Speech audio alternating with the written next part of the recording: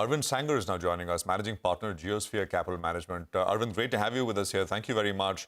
You know, the Bank of Japan move yesterday shook markets, but for a few hours, right? Because then you had the Bank of Japan president who came on and said, well, this is just kind of technical in nature. This is not a reversal or an exit from easy policy. Maybe this is just one and done. We saw very large moves, but at least from the Bank of Japan and Japan itself, things not very much in terms of disruption. Your opinion, Arvind?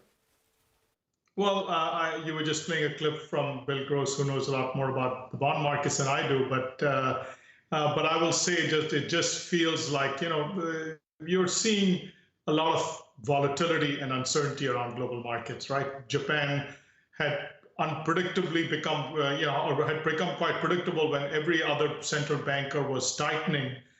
Japan was refusing to tighten visibly in the last few months, in the last year, I should say.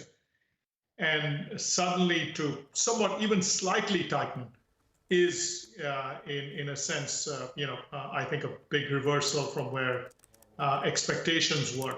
My view is that, look, I've been of this view for a while that I don't think we get a new bull market until we get through this phase of inflation, slowdown, recession, resolved to a meaningful extent. I'm not saying that we have to come out to all clear, but I think it's a pretty good chance that we're at least going into a mild recession in the US. Europe is already in a recession.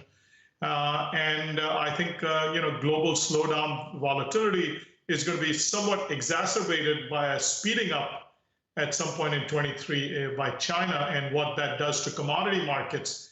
And if that feeds back into new inflation concern, time will tell. I think 23 is at least going to start out, in my opinion, to be a little rocky. But I'm hopeful that by the time we get to the second half, things will start to look a lot clearer. But in the meantime, it makes sense to be, to be a little cautious. Okay, it makes sense to be a little cautious, and 2023 may start on a rocky note. Well, that's not exactly the Christmas cheer we were hoping for, but I guess it is what it is. Arvind, hi, good morning. Because of what's happening in China, do you see an accelerated risk of a slowdown? I mean, there were reports indicating that 60% of China could get infected in 2023.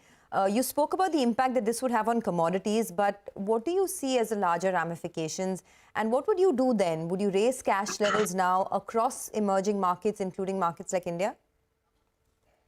Well, I'm thinking that the faster China gets COVID widespread, the faster it comes on the other side. So, I know that sounds a little heartless in terms of the people who will suffer, the people who will die, all of the tragedy that'll happen for China. But it's, it's like it's going to be compressed in a few months what the rest of the world has suffered over 2.5 years.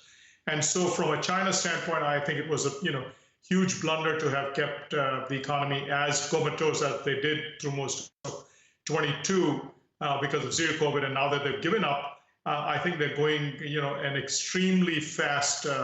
I think I saw some data that more than 35–40% of people in Beijing are currently or have had COVID in the last 2 or 3 weeks. So yes, it's going to be it's going to be quite rocky for the next few weeks, but it's quite likely that by the time we get to February or March, major parts of the country, certainly the big cities, Beijing, Shanghai, Guangzhou, some of these major cities may have already had their major COVID wave peak and start going the other way. So therefore, yes, for the next couple of months, things might be a little rocky, but I wouldn't worry about it too much. If the lessons from the rest of the world are anything to go by, I think China is actually going to be a force for demand strength, not demand weakness during 23, even if for the next month or two, things look quite uncertain. But given the lockdowns, it may not be much worse than when they were in lockdown. In fact, mobility data in China is showing that mobility is improving, even though COVID is spreading very fast. Hi, Arvind. Good morning. Arvind, the fear is that we're hearing very, very hawkish central banks in the last couple of weeks or so. But the good news may be we're almost at the end of this, this interest rate hike across the globe. What's your sense on that? And that sort of a backdrop, what do you do with a market like India, which has had a very, very good 2022? I think as far as going to your original central bank question, I think central banks are trying to convince the market that even though they may be towards the end of the raising cycle, they will keep a vigilant eye on inflation. And if inflation doesn't come off as quickly and as much as they expect, they're prepared to revisit the raising cycle. So that's the message, that inflation is the focus, and it's too early to declare victory. As far as markets like India are concerned, look, India has had a great move, like you said, in 22. It's been one of the best performing major markets in the world.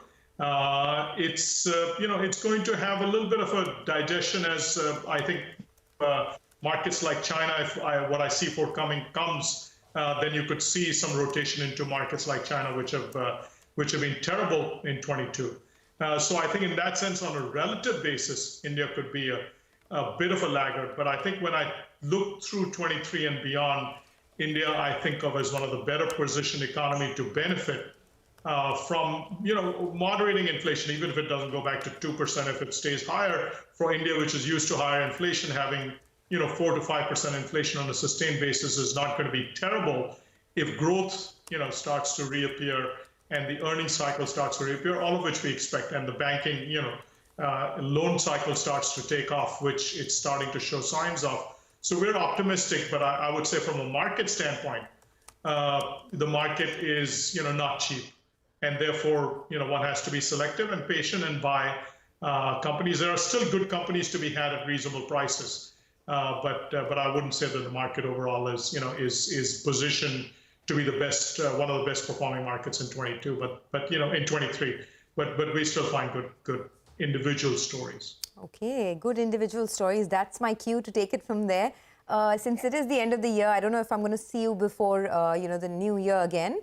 Tell us a little bit about the top 1 or 2 trends for 2023. I mean, the big trend in 2022 was go long on banks and short on IT. What do you see as the couple of big trends for India in the next year? Well, I would say if I were looking at big trends in India, it would be, it could be domestic consumption. It could be reemergence of IT, which has been very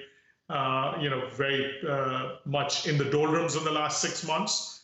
And I would say it could also be the domestic capex cycle. Those would be the 3 trends I'd be looking for in 23. All right, Arvind, we'll leave it there. Thank you very much for your time. Great to speak with you. And if you don't see you again, if you don't speak again, wishing you all the best for 23 from all of us here at CNBC TV 18. Thank you. Thank you. Happy New Year to all of you.